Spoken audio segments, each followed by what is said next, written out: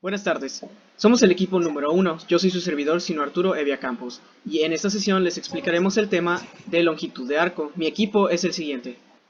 Mi nombre es Roger Francisco Almeida Ramos. Yo soy Miguel Antonio Fuentes González. Yo soy Sergio Eduardo Mendoza Matos. Yo soy José René Arcila Tejeda. Yo soy William Leonel Cachón Barreiro. Bien, vamos a comenzar.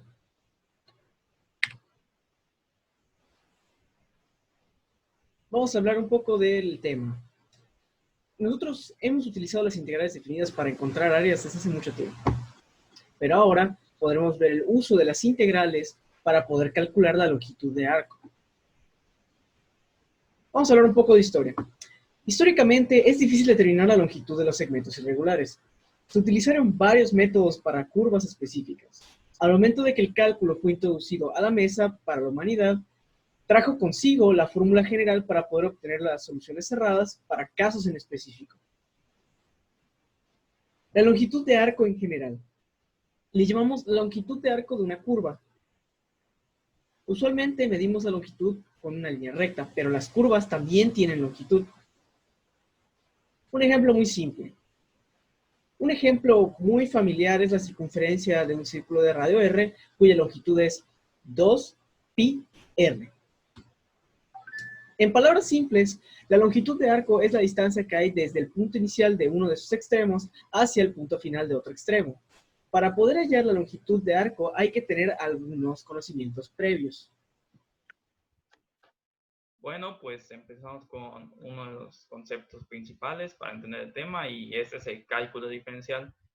El cálculo diferencial tiene sus inicios en 1671, donde el científico Isaac Newton, en su obra Fluxiorum et Serium Infinitorum, define los conceptos de límites y funciones, los cuales sirven para resolver el problema de la tangente de la curva, el cual busca encontrar la pendiente de una recta tangente.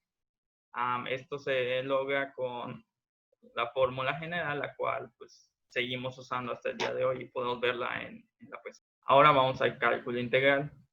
En el cálculo integral, la integración en sí tiene sus inicios desde el antiguo Egipto, se utilizaba desde ese entonces, pero no fue hasta el siglo XVI cuando los científicos Isaac Newton e Isaac Barrow sistematizaron los métodos de integración, como el teorema fundamental del cálculo integral, el cual define que la integral y la derivada son procesos inversos. Una integral básicamente es una suma de infinitos sumandos infinitamente pequeños. Ahora tenemos dos tipos de integrales, se pueden dividir en dos tipos, la integral indefinida y la integral definida. La diferencia entre estas dos es que la integral indefinida tiene un límite infinito, es infinitesimal, mientras que la integral definida su rango está definido en un límite, en el límite inferior b y en el límite superior a. Bueno, yo les voy a explicar qué es la integral definida como la suma de Riemann. Como todos sabemos, la integral definida se representa como el área bajo la curva de una función, lo que podemos ver aquí, en esta parte morada, que son varios rectángulos, exactamente el área de cada uno de esos rectángulos. Entonces, sabemos que esta es una aproximación, pues hay cierto grado de pérdida, pero ¿cómo hacemos que esta sea más exacta? Pues sumando o agregando rectángulos. Mientras más rectángulos haya, más exacto es nuestro resultado. Pero llega un punto en el que esto deja de ser escalable. Entonces, ¿cómo hacemos que nuestro dato sea exacto? Pues cuando hay números de rectángulos infinitos. Pero como infinito no es un número, no lo podemos usar. Pero para eso tenemos una solución matemática. Los límites. Cuando n tiene infinito, o sea, el número de rectángulos tiene infinito, entonces vamos a tener como resultado un dato mucho, mucho más exacto. Y la relación que tenemos con la integral definida es que son similares o bien son lo mismo, ya que si a cada uno de esos rectángulos le sacamos el área, lo que es la base, por su altura, y cada una de estas la sumamos, nos va a dar el mismo resultado que si aplicamos la integral definida, que donde A es el punto donde comienza y B es el punto donde termina. Y es aquí cuando encontramos su relación. A continuación les platicaré un poquito más del proceso cognitivo y de deducción que se llevó a cabo para llegar a lo que hoy en día conocemos como la fórmula de longitud de arco. Los matemáticos estaban intentando darle la solución a cómo calcular la longitud de una curva en ese entonces, de lo que se dieron cuenta fue que una de las mejores aproximaciones era generar triángulos lo suficientemente pequeños para que la hipotenusa se acercara lo más posible a un segmento de la curva. En este caso, lo que intentaron hacer fue, a través de hipotenusas, o en este caso líneas rectas, intentaron parecerse lo más posible a la curva original. La curva original está pintada en azul y vemos que las líneas rectas están pintadas en naranja. En este caso, casi se logra esa aproximación, pero como podemos ver aquí, realmente se separan demasiado. De lo que se dieron cuenta los científicos y los matemáticos es que para lograr esto, para lograr calcularlo de una mejor manera posible, tienen que dividir la curva en varios segmentos. ¿Para qué? Para que los triángulos sean lo suficientemente pequeños como para que su hipotenusa se acerque lo más posible, se aproxime lo más posible, lo más exacto a la curva original. Entonces, hasta ahorita podemos deducir que bastaba con simplemente dividir una curva en varios segmentos. ¿Para qué? Para que triángulos, bueno, la hipotenusa de los triángulos, se aproximaran a la curva real. Bastaba con dividir una curva en varios segmentos y sumar todas las hipotenusas para lograr sacar su longitud. El problema viene cuando queremos ser exactos o cuando no sabemos entre cuántos segmentos tenemos que dividir cada curva. Es para ello que llegó el cálculo. ¿Por qué? Porque como lo explicó mi compañero en las sumas de Riemann, la integral es como una sumatoria pero mucho mejor. ¿Por qué? Dx representa un cambio muy pequeño en el valor de x, es decir, en el valor de x de la gráfica. Y el valor de fx corresponde a la altura o el valor en y que pues el valor de x otorga. ¿Esto qué significa? Que prácticamente esto nos va a decir cada cuánto nos vamos a ir moviendo en la gráfica y eso nos indica, dado este número, cuál es su altura. Es esta. Entonces, si lo podemos ver, tenemos un número y una altura, un número y una altura, un número y una altura. Y si lo vemos en un plano un poquito más dimensional, podemos ver que un número y una altura es base y altura. ¿Qué significa esto? Que al momento de multiplicarlo, lo que realmente estamos dando es el área de un rectángulo. Prácticamente lo que esto hace es sumar hacer una sumatoria desde el punto A hasta el punto B de todas las bases por la altura, perdón, las bases por la altura, para sacar así todos los rectángulos que se encuentran avanzando de dx en dx. Una vez explicado eso, es ahí cuando la integral nos otorga su magia. ¿Por qué? Porque para obtener la totalidad del área debajo de una curva, queremos que dx, el cambio del valor de x, sea lo más pequeño posible. Es así como podemos crear rectángulos infinitamente pequeños y sumándolos todos podemos obtener un valor correcto.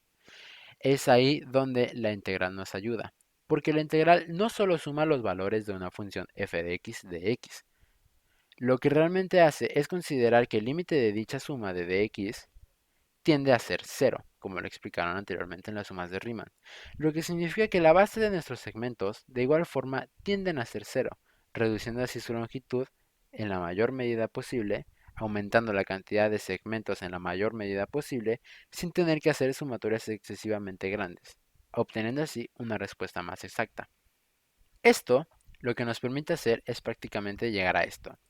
Lo que tenemos que hacer es hacer una sumatoria desde A a B, calculando la hipotenusa de todas las diferencias de x y las diferencias de y. Prácticamente es ir sumando todas las, como lo vimos anteriores, diferencia de x y diferencia de y, para poder llegar así a la sumatoria de todas las hipotenusas que conforman el segmento. Pero, ¿qué pasa aquí? Nosotros no podemos hacer una integral con dy. ¿Por qué? Porque como lo hemos visto varias veces en las clases, solamente podemos tener una incógnita en la integral, ya sea de x, de u, de w, pero siempre tiene que ser una incógnita. ¿Cómo solucionamos esto? Bueno, pues si suponemos que y es igual a f de x, como se hacen en las funciones, al momento de derivar esto, podemos decir que la derivada de y es igual a f' por dx. Prácticamente aquí tenemos lo que vale de y y lo podemos sustituir aquí dentro. Una vez sustituido, lo que obtenemos es esto. Tenemos la sumatoria de a a b para la raíz cuadrada de dx al cuadrado más f' de x por dx al cuadrado. Entonces, aquí como podemos ver, el cuadrado va a multiplicar a f' de x y va a multiplicar a dx. Y lo que podemos deducir es que como tenemos dx al cuadrado aquí y dx al cuadrado aquí, podemos hacer una factorización por término común. Lo que procedemos a hacer en el siguiente paso. Sacamos dx como el término común, perdón, dx al cuadrado como el término común, y dejamos adentro simplemente 1 más f' de x al cuadrado. ¿Correcto? Es así como llegamos a lo que hoy en día conocemos como la función, perdón, la fórmula de la longitud de arco. Preguntarás, oye, ¿qué está pasando con este de x al cuadrado? Porque aquí terminó como de x. Pues simplemente como este de x al cuadrado se encuentran dentro de una raíz y estos dos se están multiplicando, álgebra básica nos permite sacar este de x cuadrado de la raíz y dejarlo como un dx con exponencial de 1. Prácticamente es así como por medio de la álgebra y de la trigonometría en este caso y del cálculo claramente podemos llegar a la fórmula de longitud de arco que se conoce hoy en día. El caso de estudio del tema de longitud de arco es el siguiente a plantearse. Una fábrica de arcos de cacería tiene como tarea investigar cuál es la longitud de la varilla de los arcos que serán importados de China hasta su fábrica en Estados Unidos. Esto para saber cuál será la cantidad de cajas que deben utilizar para que las varillas de los arcos sean introducidos en las mismas, siendo que la varilla del arco puede llegar a graficarse como una función. Se denota que aquella función de la varilla del arco es menos x cuadrada más 16x, teniendo en cuenta que empieza en a, que es igual a 3, hasta b, que es igual a 8. Procedemos al procedimiento para la solución del caso de estudio, y lo primero que hay que tener en cuenta es la fórmula de integral como longitud que fue presentada en el marco teórico, que es la que se muestra en pantalla ahora mismo. Bien, lo primero que nos pide la fórmula es la derivada de la función. Recordamos que la función dada es menos x cuadrada más 16x y su derivada es menos 2x más 16. Sustituimos los valores de la fórmula con los de la función y nos da como resultado una integral definida. Para la solución de la integral definida se utiliza una fórmula de integral directa, que es la que se muestra en pantalla. Bien, a la función dada se le debe dar el aspecto de la integral no definida de esta fórmula directa. Para ello hay que recurrir al método de cambio de variable, por lo que a es igual a 1, a cuadrado es igual a 1, p es igual a nuestra función que es 16 menos 2x. Por términos de comodidad, se cambiaron los valores para que dé como una resta. La integral indefinida de la fórmula también nos solicita el diferencial de b, que es db. Se obtiene como la derivada de b con respecto a x, y el siguiente paso sería despejar la diferencial de x. Como observamos, db sobre dx es igual a menos 2, despejamos y obtenemos el valor de dx. Después convertimos la fórmula de la integral definida y nos quedaría de este aspecto. Integral de la raíz de a cuadrada más b cuadrada multiplicado por menos db sobre 2. Ok, seguimos con el procedimiento y el siguiente paso sería sacar la integral. Sí, sacar la constante de la integral. La constante se obtiene con el menos db sobre 2, que ponemos solo el diferencial de b y nos daría una constante menos 1 medio. Sacamos ese menos 1 medio de la integral y nos quedaría menos 1 medio integral de raíz a cuadrada más b cuadrada multiplicado por diferencial de b. Sustituimos los demás valores de la integral directa. Le damos el valor a la x con los índices de la integral definida, que recordamos que era. Arriba estaba el 8 y empezaba en 3, que es el de abajo.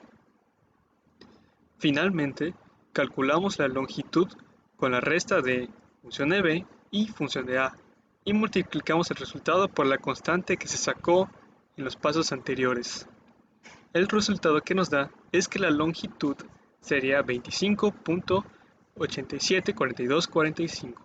Ahora procederé a hacerles muestra de la aplicación. Como pueden observar, ahí tenemos que ingresar la ecuación que vamos a utilizar, aplicar los valores de x. Del lado derecho ponemos inline para que nos muestre la gráfica. Ponemos ahí.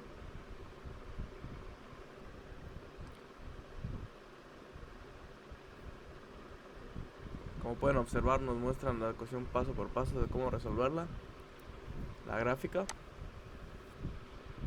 Ahí podemos poner para que nos muestre los demás dígitos de la respuesta.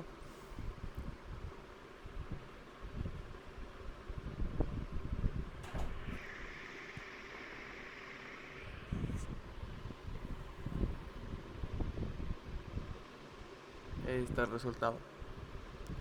Ahora procederé a mostrarles otra aplicación de la misma Wolfram Alpha, donde ahí tenemos que escribir arc length para que nos muestre la longitud del arco. Ahora presionamos enter, ponemos como en el anterior, ponemos de 3 a 8.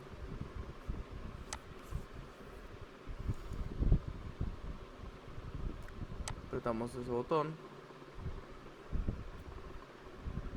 y nos muestra la longitud del arco. Eso es todo, muchísimas gracias.